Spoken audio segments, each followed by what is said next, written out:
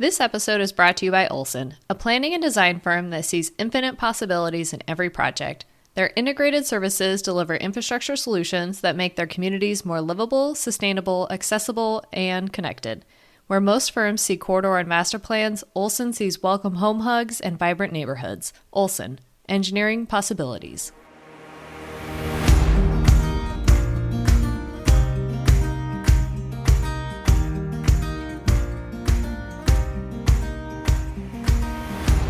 You're listening to the Booked on Planning podcast, a project of the Nebraska chapter of the American Planning Association. In each episode, we dive into how cities function by talking with authors on housing, transportation, and everything in between. Join us as we get booked on planning.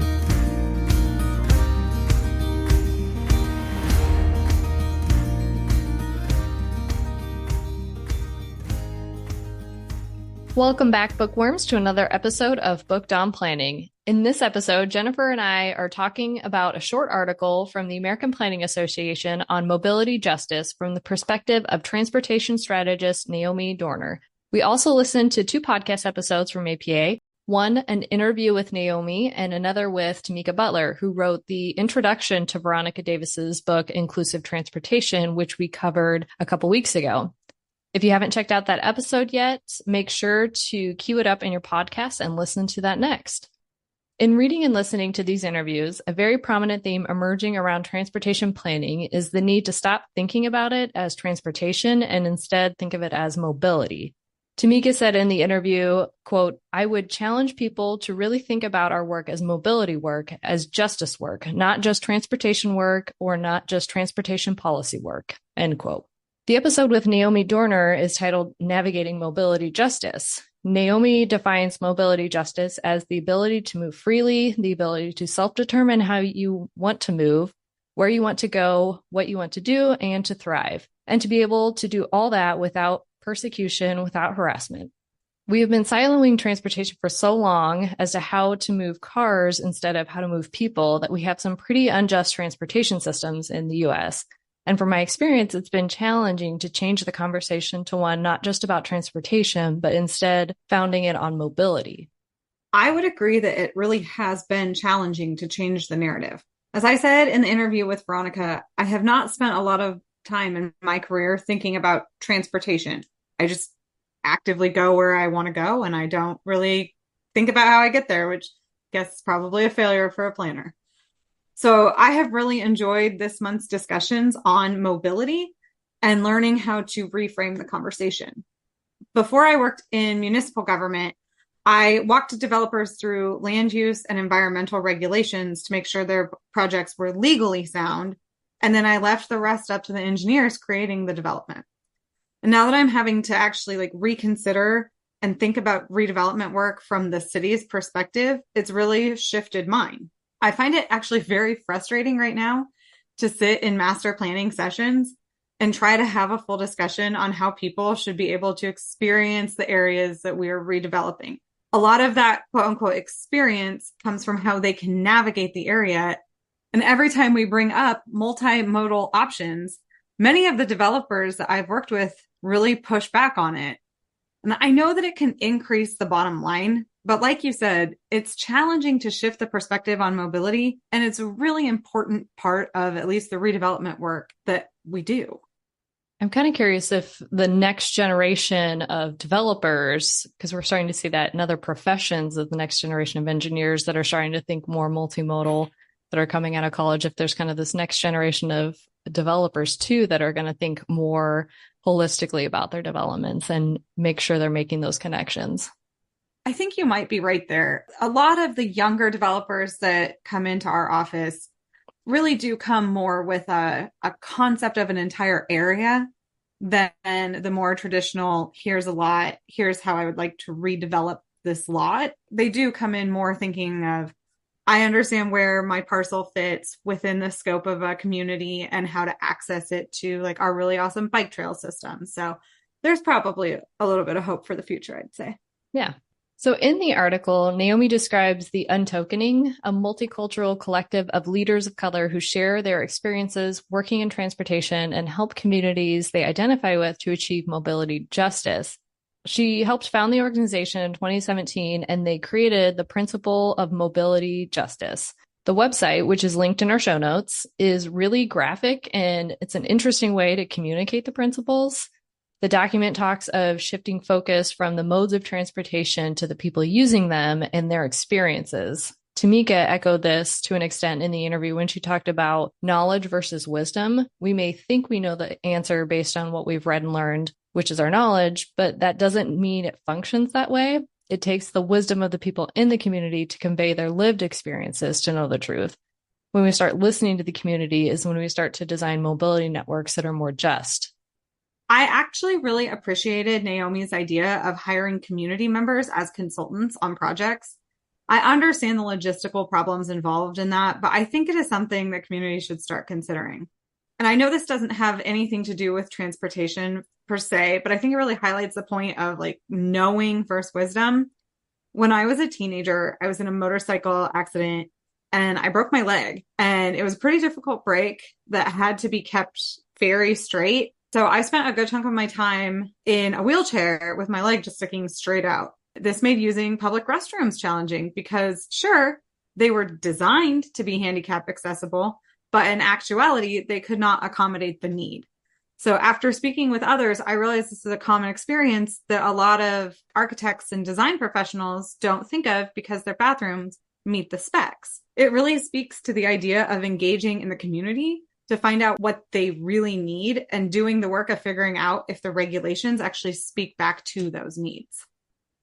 Yeah, that reminds me of a project I worked on when I was a consultant, and one of my coworkers actually went around with someone in a wheelchair in their downtown district to experience how difficult it was getting up and down the ramps that were supposedly ADA accessible, or even just trying to get into businesses. You might not think one little step is a big deal, but to someone that has some sort of handicap, it's a major hurdle, and then that keeps them from being able to access certain places. So being able to really experience those firsthand, I think makes a big difference in how we design communities. Exactly.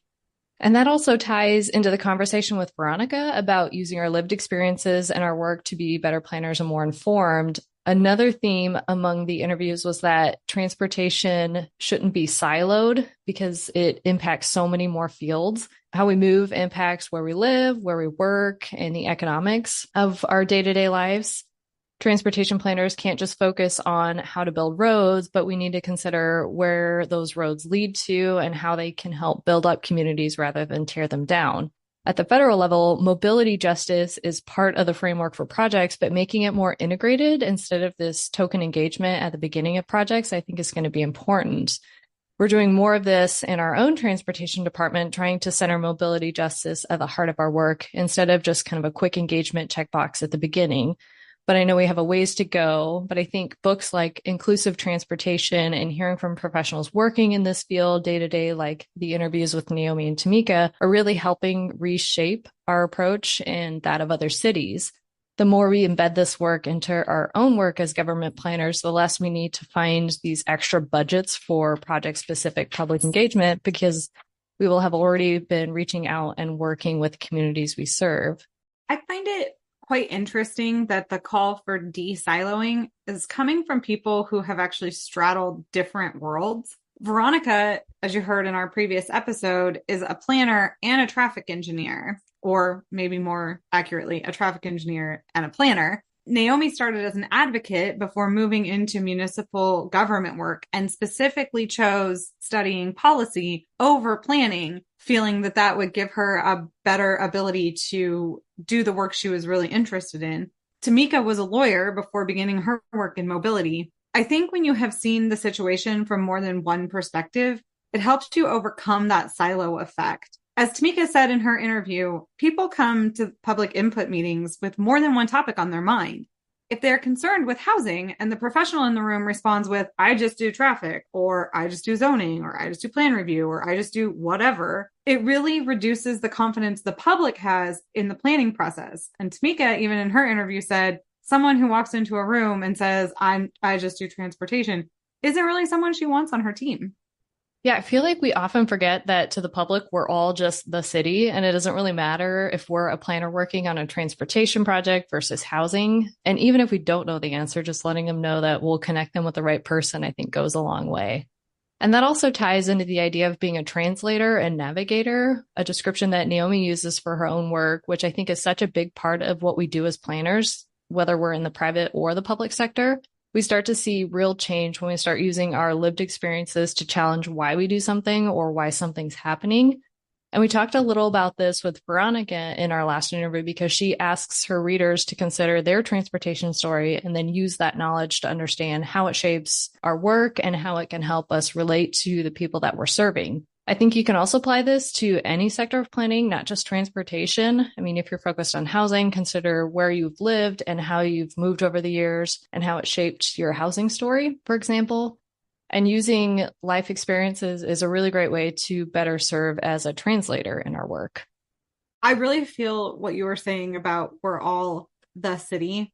My department can sometimes be one of the first touch departments for people because it's one of the more visible departments. We're often out on the street working through a streetscape plan or something similar.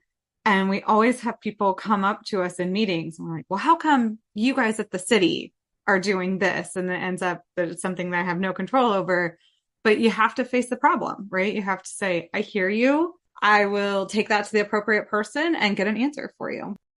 As I was saying earlier, I thought how Naomi came into planning was actually just really interesting. And I really like how people find planning because I feel like most people from the time they're a little kid, they're not like, I want to be an urban planner. They take a course in undergrad or something. And so I think that her story was very fascinating. And as I said, she chose public policy over planning and started her career as an advocate. And it seems like that gave her a really interesting insight how to balance the needs of the city when she came into a government position versus the needs of the community.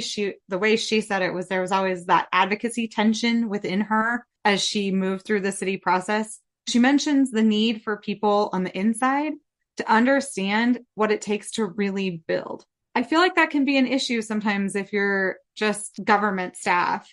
And if that's all you've ever done, then all you've ever seen is the regulatory side of things. Even if you shift consultant into government or government into consultant, I think that that can really be beneficial because if you are just only ever seeing the regulatory side, it can really create a barrier to creativity and thinking and creative thinking and perspective shifts that if you move between different areas, you have a better ability of achieving. No, I'd agree. I think because I have that same experience of having gone government sector, private sector, back to government sector. And I've talked to other planners who are always kind of quizzing me on what it's like in the private sector because they've only worked in government sector.